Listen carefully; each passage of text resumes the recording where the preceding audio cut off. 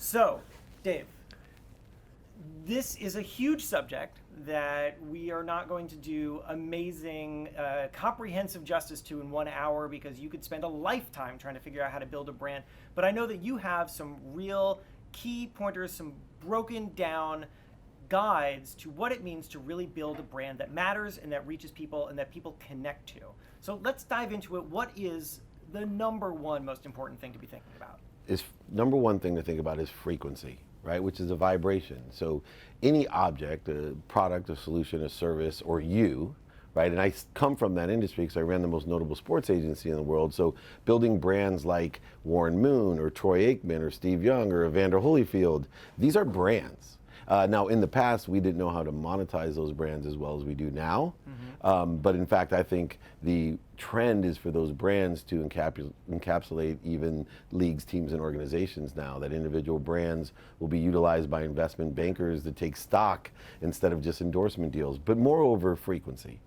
So frequency is the idea that everything vibrates, and people can only be aware of that which vibrates equal to or less than them. So what is the frequency? Number one, it's a strength of a signal, right? A strength of a signal, a reach of a signal takes time, right? It takes time because in order to identify a signal, we have to have a repetitive pinging so that we're like, oh, that's entrepreneur. Oh, that's entrepreneur. It's been around for decades because we've seen that brand. Although the word may have meant something over the years, most people, when they see it in that font and that size, they identify immediately recognize with it. your they brand. Know what to come to expect. It's a frequency. Right. And that signal we need to work on through consistent behavior, right? So we want things to be the same.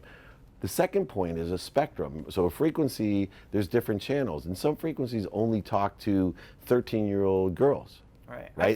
I feel like when you use the word frequency, you're both speaking kind of metaphorically here, but at the same time, you're talking about literally frequency, which is to say recurrence. Like, be delivering very, very consistently so that people know that you're there, they haven't forgotten about you, and you're always delivering the same kind of value over and over again so that nobody is mistaken about what your value proposition is. Yeah, it's a consistent, persistent pursuit of that idea, right? And that's really what you have to do. And can I ask, sorry to, before you move that's on, what this is about. Is that in contrast, I wonder, when you're thinking about that, to mission drift? I think oftentimes people, they build a brand and then they kind of scramble around and they think, well, they'll offer this thing to these people, and they'll offer this to that, and it becomes infrequent in that they are not delivering the same thing to the same people over and over and over again. They're kind of scrambling, and so they're creating a confusion because people don't know what it is that they stand for. And if you are not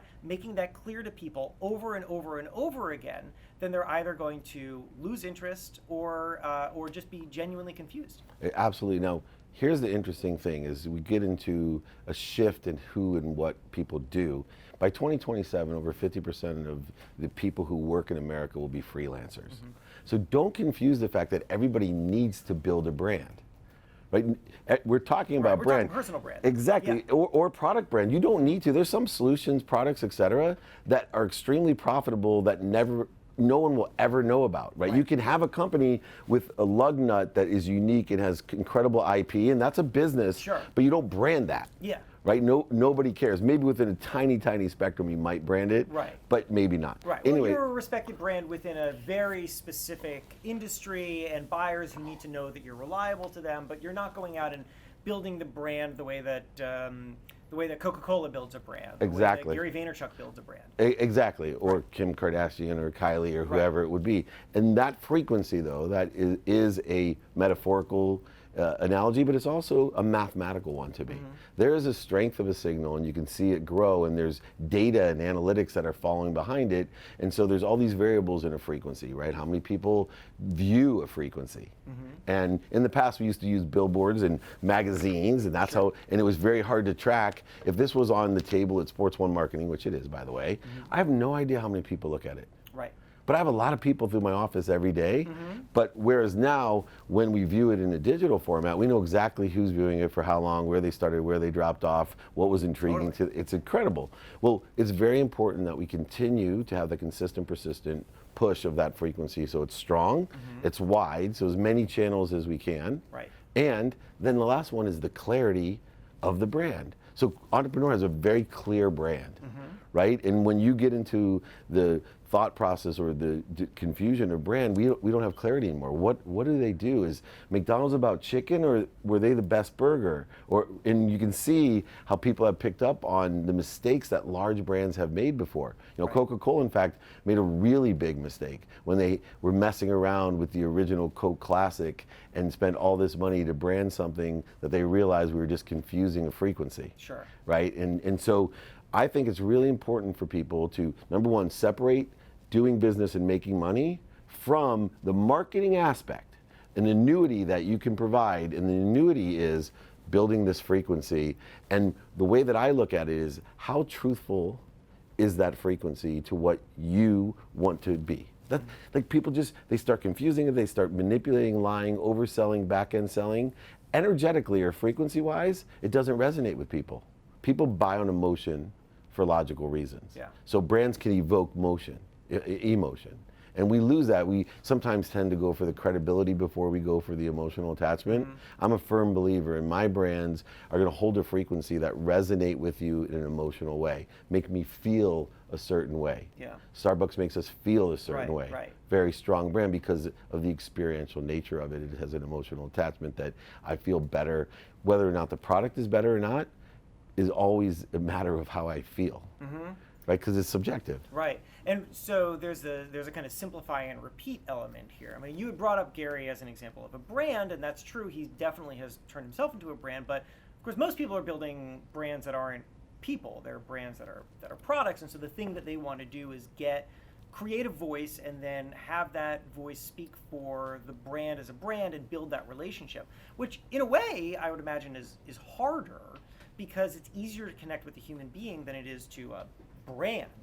But you know, we had talked about Coca-Cola earlier, and when I think about simplify and repeat, right, which is what we were talking about with Gary, you can see how that works with Coca-Cola as well as it does with Gary, because you can distill both of those down to like 2 words, right? Coca-Cola is happiness. Gary is hustle and humble. Yep. You can squeeze the whole thing down into something that's so simple that you understand why people would come back to it, because they're looking for that fulfillment of that one idea that they really emotionally connect to. Right, that's the clarity of the message, right? Because we all like simple, it makes us feel better, there's order, and that clarity of message so that when you say Starbucks is experience, or Nordstrom it's customer service, or you know, Gary is hustle and humble, and I like to be that vulnerable and humble, right? Or an illuminator, like illuminating, you know, all the truths, whatever it would be. I know that frequency. I know what spectrum the frequency is going to resonate, like hustle and humble. I know the spectrum of people that are interested in hustle and humble. And now that's a very clear brand. So is Empathy Wine hustle and humble? Well, if you're going to put it out there, it better be hustle and humble. Right. I don't know if it is or not. And Right. Gary, if anyone can pull it off, he can. But right? And then what are those words that apply to your brand, or even more, like take Peloton, which is a successful growing brand, or SoulCycle, right? Those, they have a great business model, but they also have a great product. But if it wasn't branded correctly, there could have been confusion about why is this any different than the MLM Nordic track that I've seen 100 infomercials for, right? They created an actual brand of frequency. When you watched, looked, felt, experienced how they sold it to you, it was all within this higher end, right, echelons of an experiential product that's completely personalized to you. Yeah. You know, and it really, I think, is the true first virtual product that's extremely successful. Where does that sense of what a brand stands for and what it is to other people, where does that come from? And how do you build that? Is that, I mean, listen, it's easy to say it's organic and it comes from the founder and it comes from whatever, but there's a strategy that has to happen in order to identify not just something that you feel like you can build a brand on, but that you know your target audience is going to respond to. Yeah, and there's 3 steps in that, and it's been used forever, but people haven't really looked at it in a pragmatic way. Number 1 is the content itself. You have to look at your product, your service, your solution, or your self-brand as straight out content. And in content, the highest vibrating content will always succeed. The problem with content is its ideas. and there is a billion great ideas. I used to say a million. There's a billion great ideas. But those people that know how to find a frequency and monetize the frequency are going to be the winners, and the greatest frequencies that you have in content. So I always tell people, if you're going to build a brand, spend your hours getting alignment with your frequency and the content that you're going to create, that it matches the frequency. So when you see, a magazine article, a commercial, whether it's radio, print, TV, social media, whatever it is, there has to be the consistency, but it also has to have content that really resonates with you. And that content has an emotional attachment to it. So Mickey Mouse, Disney is a fairly good brand to use. If you look at it, in 1940s, it was a black and white whistling mouse, Steamboat Willie. It was great content. And people accessed it on a variety of different ways. Well, today on YouTube, which didn't exist in 1940, it has 470 million or so views for the Mickey Mouse Club. That's because for years, what Disney has really focused in on is that frequency of their content. Is it all consistent, right? Whatever their values were, whatever they are, they're always looked at, aligned, and they have such quality control of the content that reaches the same quality control that Apple has for its products, right? They use just as much QC on their quality of content as they did on their products when Steve Jobs especially was in charge. Now, the next step that we have to utilize is I come up with the frequency and alignment of my content. It's exceptional in my opinion and aligned with what I'm trying to do. Now, I have to take a strategic look at how are people going to access my content. Because different people access things different way. I had a financial planner one time, and I was trying to convince him to advertise in a different place because he was on the radio for Angels baseball. And he taught me a lesson in branding. He said, Dave, the ultimate client for me is a 70 to 85-year-old white male, and they love to listen to baseball on the radio. Right? Nobody else is really using it on the radio, but he knows where his audience is. And they access that. And so he created content that was at the frequency to 70 to 85-year-old white males, and he used the point of access that they were utilizing to do that. And then you want to actually incorporate the mediums that you watch it or listen to it on. So it's not just transmitting it or accessing it via radio waves. It's where now can you listen to the radio? Was it the car? Because why would that be important? Most people don't think about it. If you don't look at the medium in which people do it, now 70 to 85-year-old men are not listening to the radio in the car, right? Because most of them are not working day jobs where they're commuting anymore. They actually are accessing the radios in different ways at different times, right? So they go into that early morning bathroom break, because that's where that handheld radio is still being used by that. And he's explaining this to me. And I'm like, there are probably a lot of bathroom breaks when you're an 85-year-old man. And I'm thinking to myself when he's explaining, this is really interesting because I have a lot of millennials that work with me. And it's the same conversation that I have with a 27-year-old telling me, Dave, I don't ever watch TV. Right? So you don't want to do that on TV. But then here's what's interesting, right? I teach them a lesson from my generation. I said, you may not want the playbook to be on Fox Sports, which it is. I said, but here's what happens when it's on Fox Sports. You'll never watch it on Fox Sports. But when I capture it on Fox Sports and I put it up onto my Instagram in a little 3-minute highlight, all the young people who never watch TV DM me, oh my God, this is awesome, you're on Fox Sports. It's a legitimizer for them. It's a credibility. It's not an emotional attachment, it's not an access, but the medium itself is used for a different purpose. So my point is, from your question, really find the frequency in the content, study the strategy of that. How are people that accessing it, right? Which genre are they accessing? TV, radio, print, social media, but also look at the medium. Samsung phones look different than iPhones compared to which radios, because you have to figure out when, where, and how the people that you're trying to attract, your lowest hanging fruit, are going to resonate so you can consistently get more bang for your dollar. I think, because in both of those anecdotes, the reaching the 85-year-old men listening to the radio and also the Fox Sports on Instagram are both built off of a fundamental understanding of the media consumption habits of your consumer. Like, if you can't just, you need more than just to understand your consumer and how to speak to them. You also need to understand what to them is legitimate. and what spaces are they paying attention to, and what looks impressive to them, and when to actually reach them with the medium that they're using and the moment in which they're perhaps most open to some kind of message. I mean, there's a level of sophistication there where you're not just producing content, but you're really understanding how that content is received as well. Yeah, absolutely. And then how do I monetize it after it's been received? Right. One of the big things that I focus in on and I inspire people and hopefully empower them is I put profitability first. Although my brand is a humanitarian and philanthropic leader, I wrote a book called Compassionate Capitalism. I believe it doesn't happen unless you're making money. I believe in activity you get paid for. I believe everyone should have as much activity in their life that they get paid for as they can. Right. And I think that too many people are lost in this woo-woo utopic world of I'm going to have my passion and purpose. I truly have an epiphany about purpose and the why. Like every book that's written about why, I think you're doing a disservice to people, because what people really are missing is the what and the how. I'll give you 99.9% of everyone's why. You want to help somebody that you love, or help something that you love, right? Some school, church, family member, mom, you want to buy her house. That probably covers 50% of the people. I'm doing this because I want to buy my house. I hope that's about 50, but yet there's books and all these people about I want to be passionate about what I do. I want to follow my purpose. I'm like, learn to love what you do. That's what you want to do, right? Everyone has told me my whole career, because I've been so blessed, that I've loved. I'm like, who the heck's going to love selling legal research online? Let's be honest, Jason. Yeah. No, I learned to love it.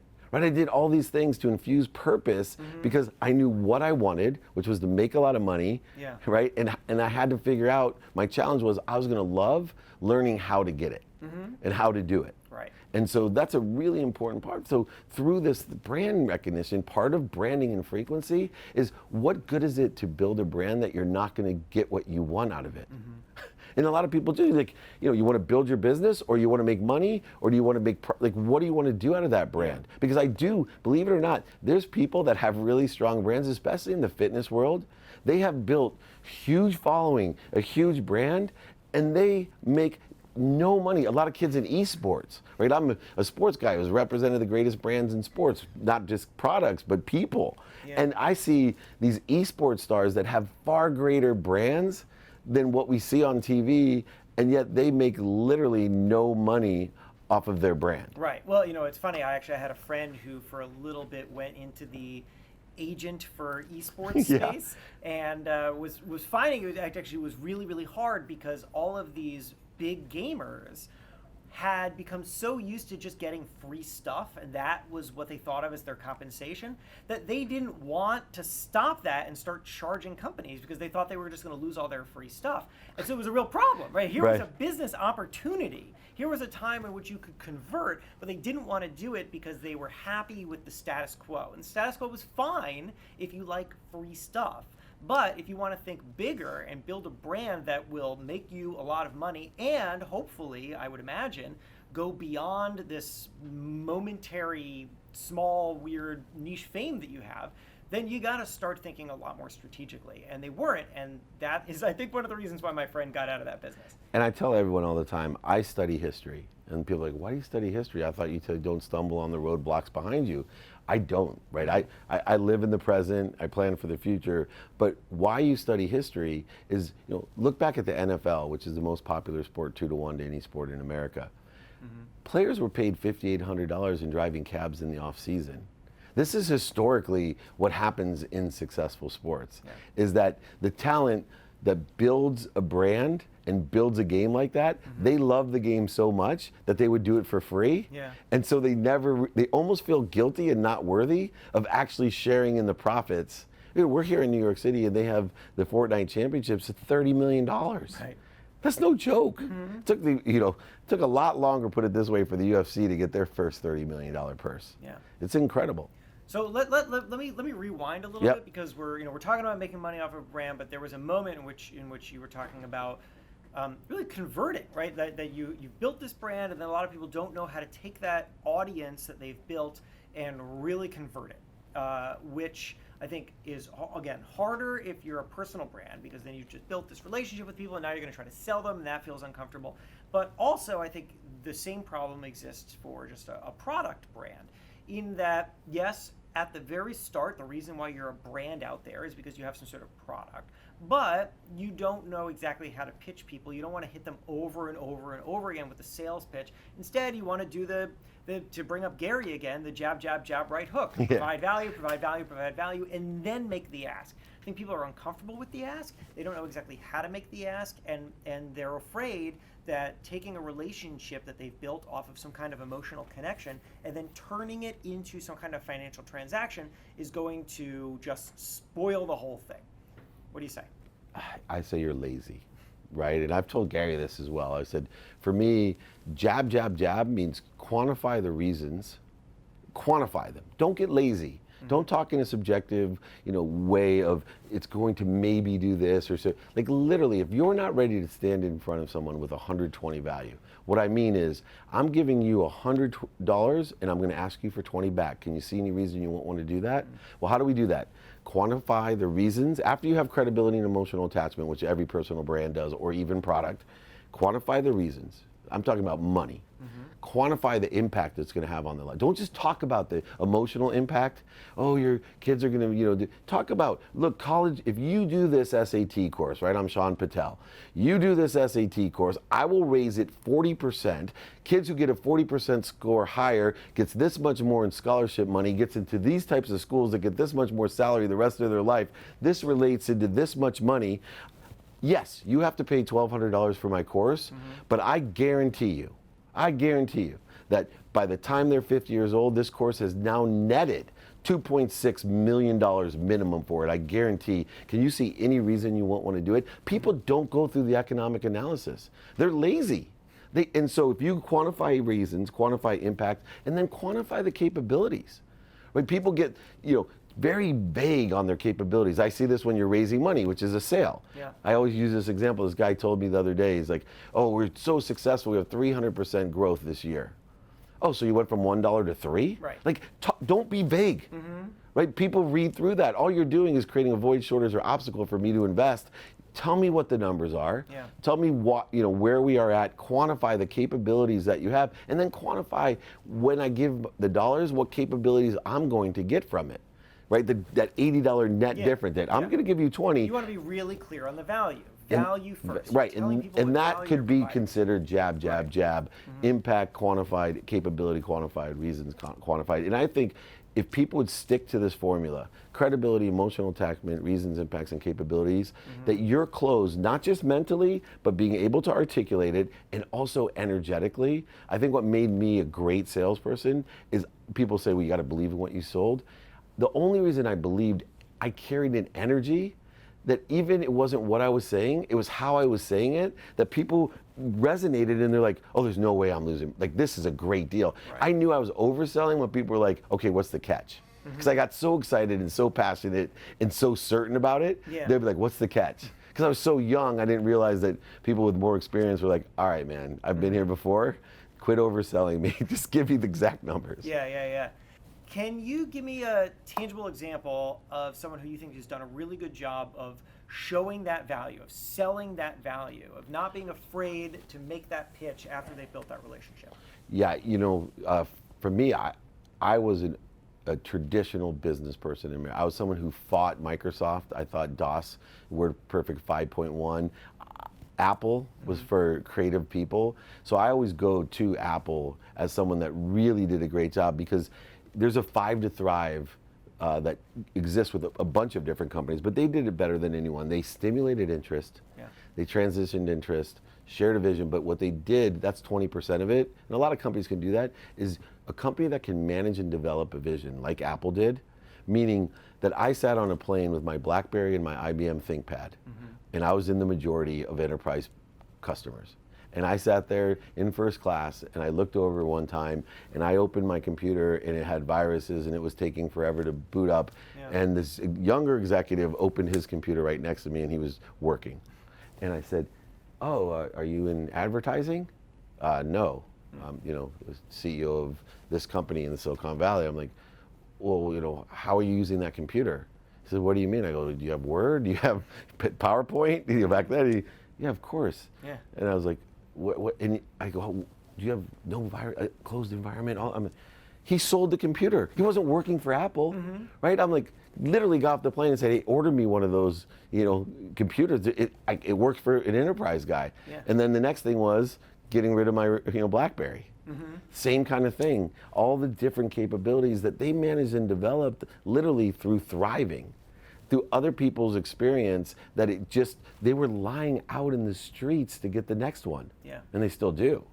And so I think that's a fabulous example of a company that literally was dead, right? And utilized the 5 to Thrive. They started stimulating interest in that experiential side. And that's where Steve Jobs, to me, was a genius. He looked at the customer experience from how they opened the product, of what it felt like. Yeah. And the value of what you got. Even the AirPods, didn't want those AirPods. And yet, there was so much value that my own guy sold it to me saying, I'm just gonna buy them for you because your hands, Dave, right? The quality, the way they stay in, you're gonna receive so much value that you're gonna get more calls in more efficiently, more places with the whiteout. They were selling it to me. I'm like, wait, you work for me or do you work for Apple? This is incredible. And there's so many companies, I think, that do that very, very well. And there's other companies that you're just disappointed when you receive the product. Yeah. Right? And, in example, that's why I think a lot of people who sell seminars, there's a lot of that going on in social media. You're selling from the back of the room, or you're selling seminars and workshops. It's going to wear off, right? Unless you can really impact. And so what have you done? You've destroyed your product's brand and your personal brand, all for $300 a month, because eventually, if you don't manage and develop a vision where people are leaving there and telling people years later, what happens in most of the people that sell in the back of the room is they're only successful with the people that would have been successful without their program. And then they pick them out and market them as being successful. But most programs don't do what Apple does. They don't manage and develop a division where people are like, oh my gosh. And when I do executive coaching, I can only coach month to month and guarantee it, because I don't want anyone out there saying, well, at first it was great. The first few ideas changed my life, but he locked me in for a year, and 6 months into it, he was telling me the exact same thing. Right. Be more interested than interesting. Be a student of your calendar. Ask. Like, when I get to a point that I'm not providing you, like, nobody does this in coaching. My executive coaching, I actually have a quantifiable, I guarantee to be a profit center. So, all right. I promised that if a question came in, I was going to interrupt. I had a follow-up, and instead, I'm going to ask you this. How can you implement the 100 for 20 method when you're just starting out? I have a new business, but can't necessarily quantify the value that I'm offering. It's a good question. Yeah, I personally, you're not ready to sell it. Like, if you can't quantify your own value, then give pilots, right? Let people experience so you can gather the data, the experience, and the testimonials necessary to say, look, these people are using it. You haven't done the work, right? You're not ready to sell. I truly believe you're not ready to sell. You can give heavy discounts or pilot something, but people try to hurry in. They try to move forward with companies that aren't capitalized correctly. One of the things that I tell people that's confusing is work hard, right? People tell you work smart. Yeah. But what people don't do, and this is a good example with entrepreneurship, they don't work long. Here's the biggest problem that we have in everything we do, is that we can go 10 years in a venture and be 25% of the way there, and we start putting faith in what everybody else thinks, that we're not successful, that we're wasting our time, never should have dropped out of Harvard, all the different things. But if I'm focused in on, and this is what this person should do, focus in on, are you accelerating and growing? Yeah. At what pace am I accelerating and growing? Because here's what happens. You're 20 years old, by the time you're 30, everybody's against you and you're only 25% of the way there. But you've grown and accelerated to get there. Well, at the same pace, most people within 5 years will be 50% of the way there. Well, 99% of the people are going to quit in 10 years. Out of that 1% that hang on the next 5 years, another 99% of those will quit. And at 35 years old, you're putting faith in what everybody else thinks. Here's the saddest thing. At the same acceleration and exponential growth, you're only 2.5 years from being 100% of the way there, where everyone thinks you're lucky.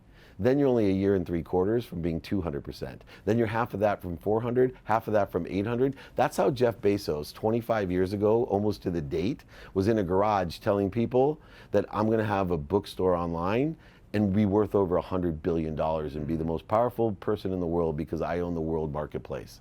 Now, let's be honest, I'm an optimist. If Jeff would have told me that 25 years ago from his garage, I would have never believed him. Yeah. But all he was focused in on was acceleration and growth.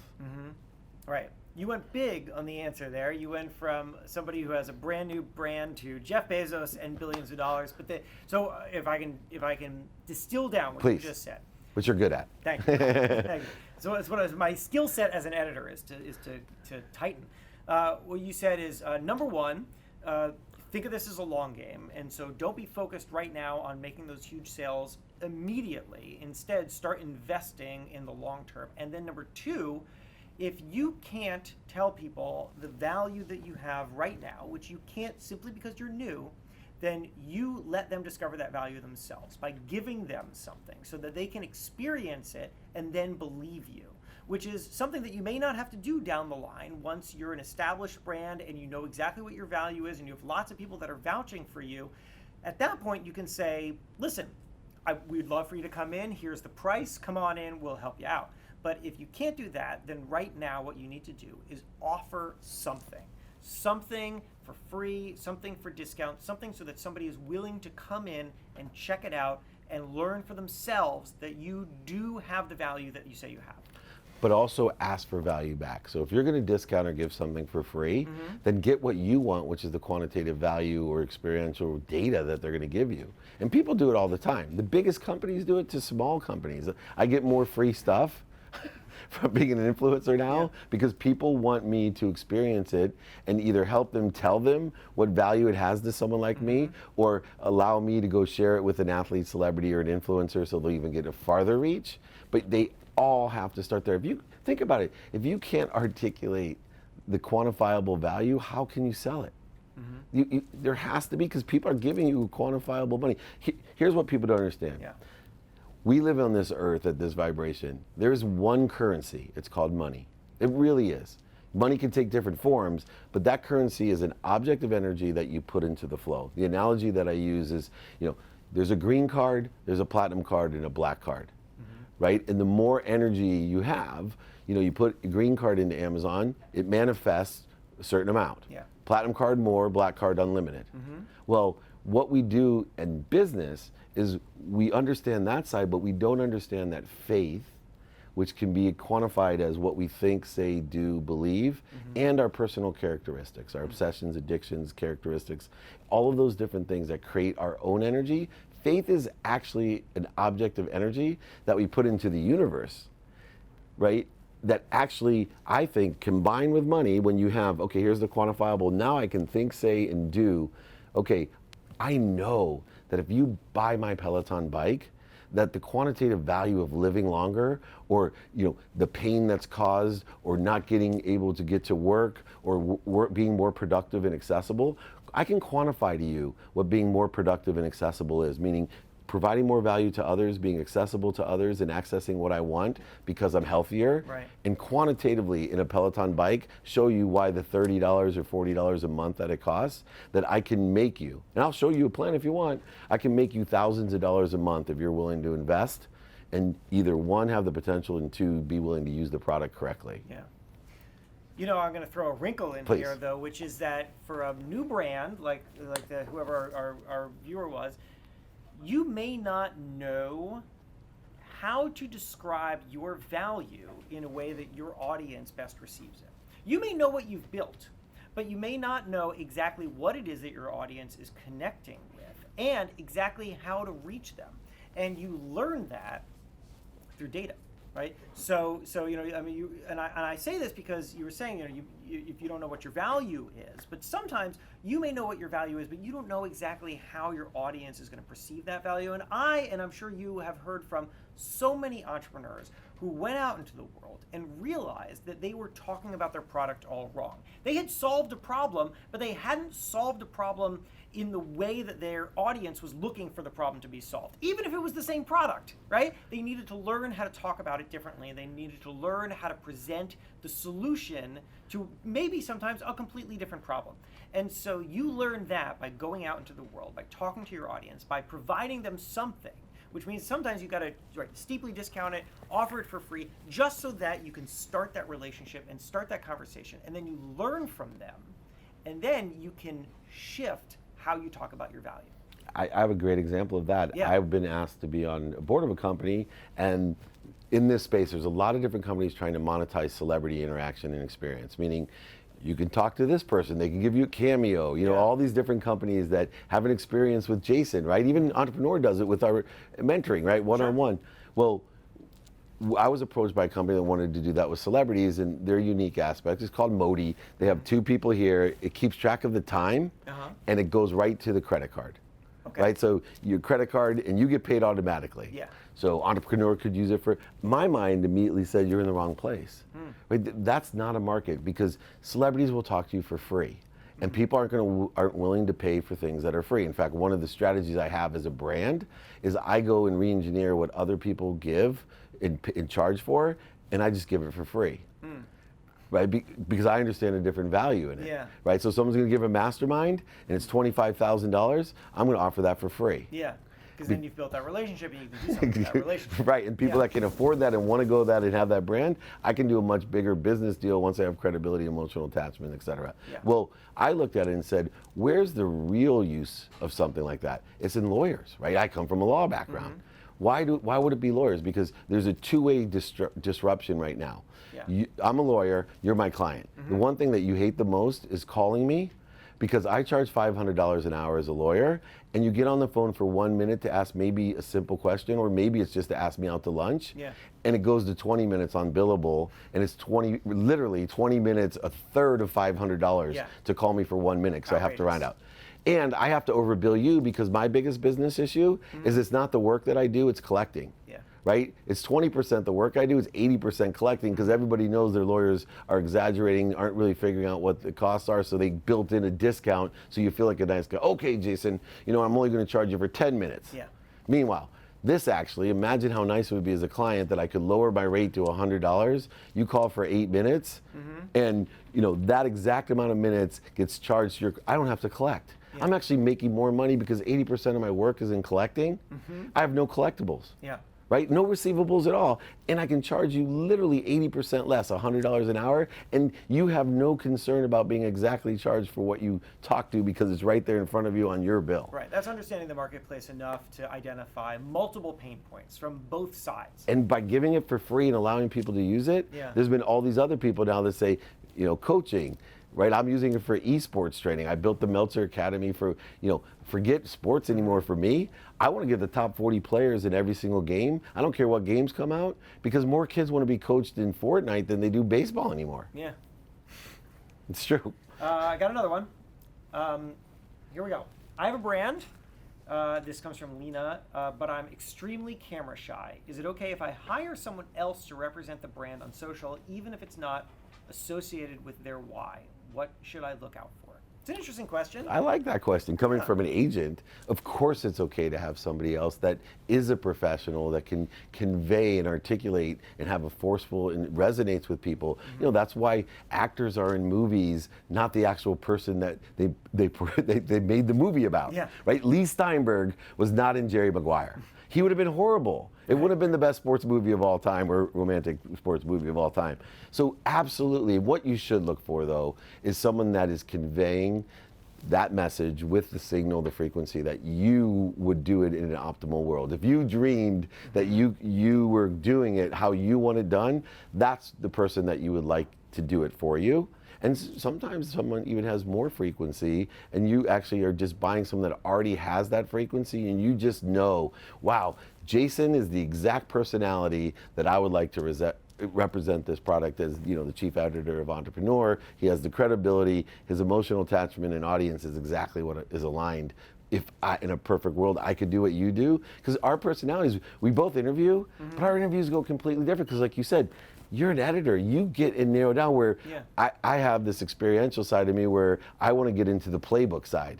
And very rarely I'm like, oh, hold on, you know, Dave, let me, right? But we do different things. So for certain products, you're the guy. Right.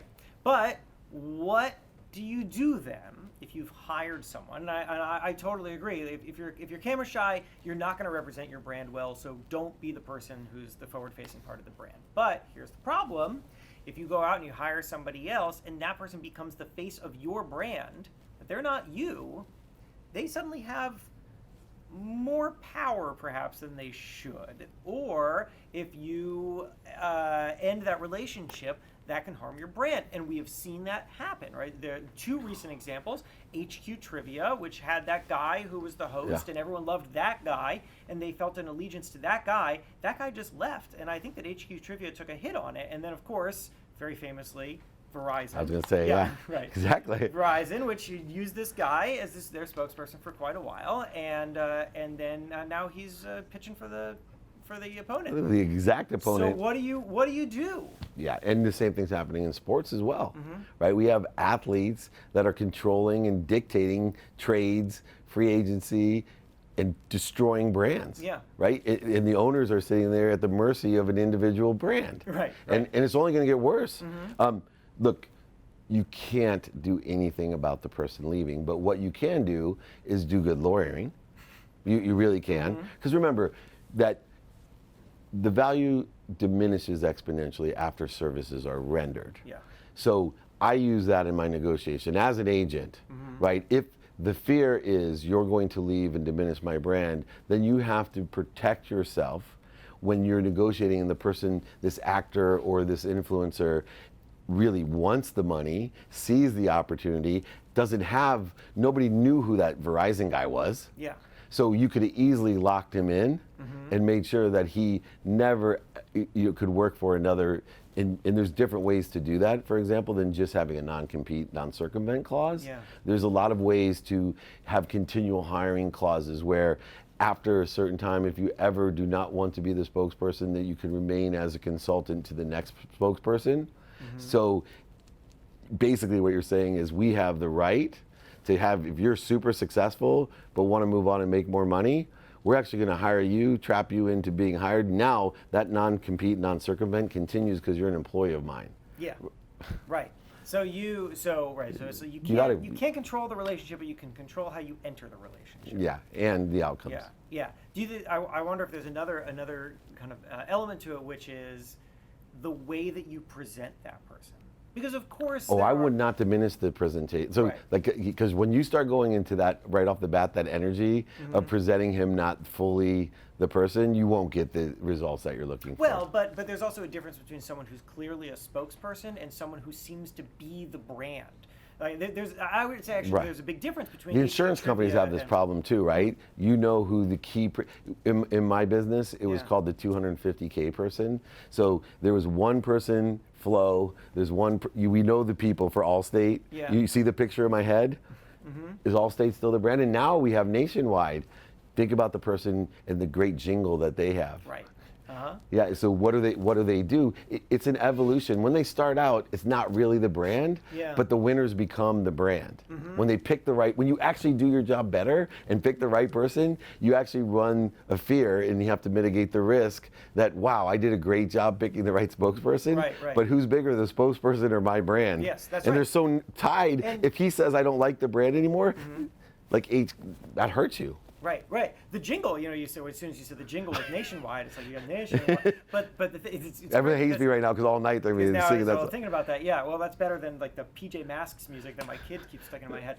So the thing about the Nationwide jingle, right, is that Nationwide owns that jingle. So you could have a cycling cast, a cast of thousands coming through your advertisements, but you have that signal to the consumer that this is the thing that you trust. This is the thing that we've invested in. It's something that goes beyond the person. It's great to have a person, a likable person.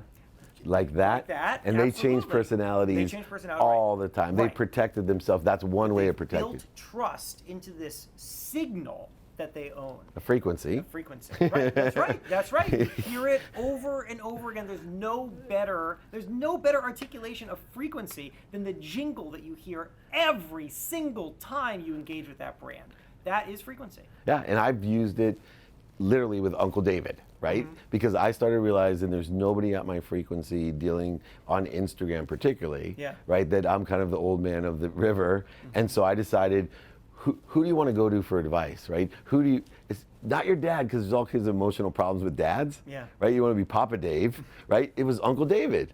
Everybody likes Uncle David. Sure. And when dad's mean to me, I go to Uncle David. He's going to give me good advice, because he actually knows, it doesn't have any vested interest, right? And he knows my dad too. Right. So that actually is another way, right? By branding a character within yourself, and there's tons out there, again, just like a jingle, that can protect you as well. So even the person like a Papa John, right, who used the same person that Nationwide used, right? Unfortunately, he tied his own brand to his own name, and then he destroyed his own brand. Right. Well, Papa John did what, minus the horrible crashing end of Papa John, had previously done what was very smart. He put himself out there. With the guys, though, right? With the he guys, was under his arm. Everybody knows that quarterback. There. That's right. He was maintaining a consistency, which was him, and he had put himself as the face of that brand that he had built, and that really made a lot of sense. He wasn't even very good on camera. Right. He was terrible. That's exactly the point. He was like that girl, the woman who was asking us, "I'm not good on camera,"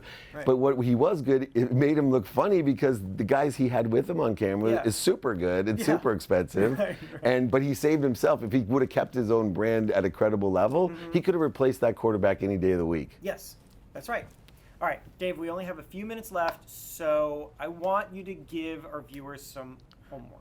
If they are thinking about brand building, maybe they're just kind of starting out, maybe they are not even quite there yet, and they're thinking about getting in. What is, we've talked a lot about frequency, we've talked about building that frequency. What is the number one thing that somebody, the second that this video ends, should step back and think and start planning?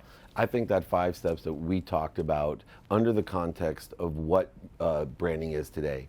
Make sure you're capturing it, considering these 5 things. And those 5 things, just to remind you, are quantify your credibility of your brand. Think about, why is this credible? The emotional attachment, what people are going to like and don't like and emotionally attach. Quantify reasons, impacts, and capabilities. But do it under the context that I'm going to capture that value.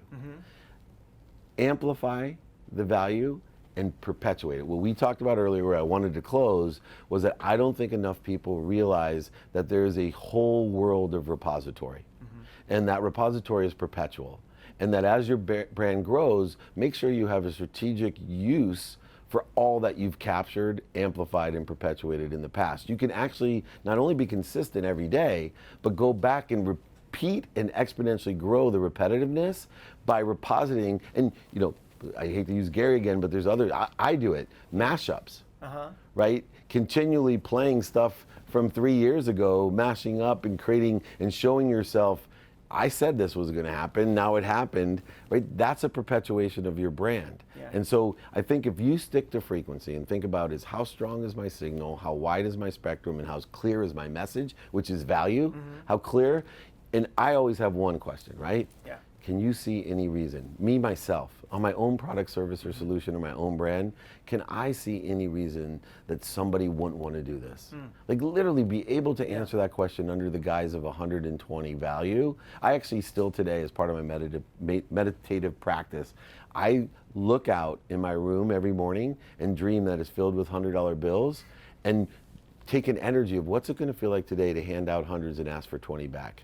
Because I want to physically, emotionally, spiritually feel that, so that when you and I are talking, people are like, man, he brings a lot to the table. That was a great interview. Or even my family, I'm so glad he showed up to the party. Right? Because I lit up the room. One particle of light will overcome a million particles of darkness, so carry the light. Look at it in an actual energetic mode of what kind of energy, because I've seen guys who have great businesses and I'm almost suffering through them trying to sell it to me. And you've seen it on elevator pitch. Horrible pitch, and at the end he's like, oh, by the way, we made $2 million in 3 weeks. What? There's no energy in the guy. Right, but there's no energy even. Right, then you see other guys that carry 120 energy, you're going, this business stinks. Right. Well, I would say that is great homework, although I have a feeling, Dave, that the thing that people are going to take away most from that is to just imagine their room full of $100 bills. Good, every day. That's fine. But do things every day. 7 days a week, 2 minutes a day is worth more than 2 hours on a Saturday. Definitely do it 2 minutes, lower the bar.